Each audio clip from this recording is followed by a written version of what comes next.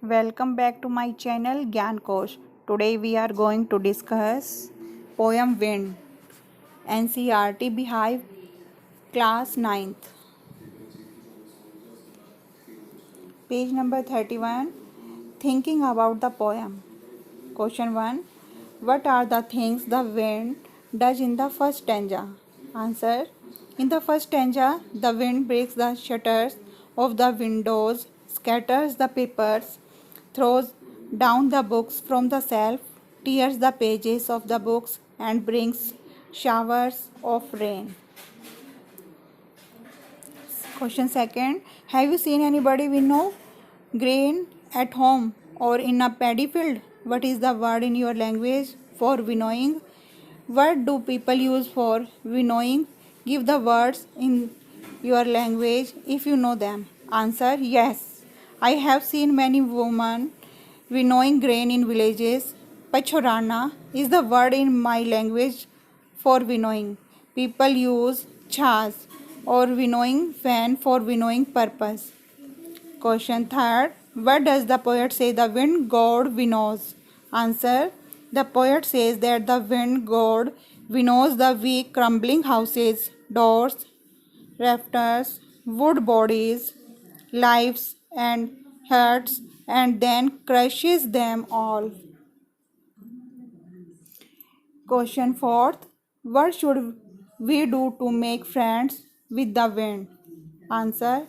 To make friends with the wind, we need to build strong homes with firm doors. We should also make ourselves physically and mentally strong by building strong, firm bodies and having steadfast hearts. Next question. What do the last four lines of the poem mean to you?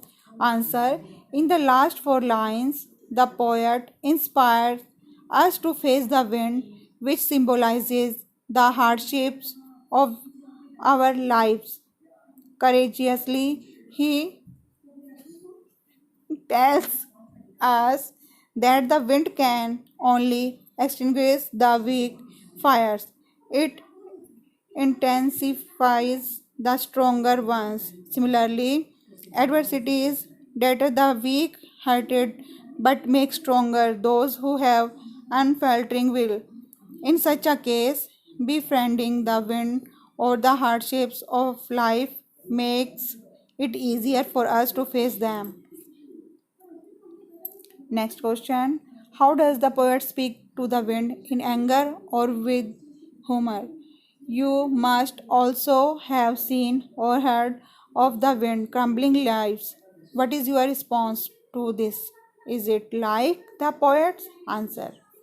The poet speaks to the wind with anger. Yes, strong winds are known to cause plenty of damage and destruction to both life and property. Storms, cyclones, gales, and strong winds cause havoc on land. They uproot trees, brings down houses, tear down electric posts, and claims lives. They also cause damage to boats and frighten the poor sailors and fishermen out at sea. Yet, I do not agree with the poet that the wind only crumbles lives. The wind is responsible for bringing rain. It cools the land and makes the climate pleasant.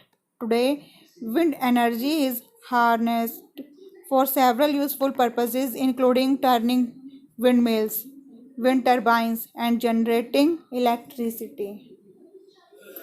Second, the poet you have just read is originally in Tamil.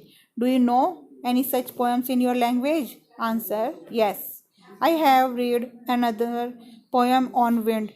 It is titled Tufan and was originally written in Hindi by Naresh Agrawal.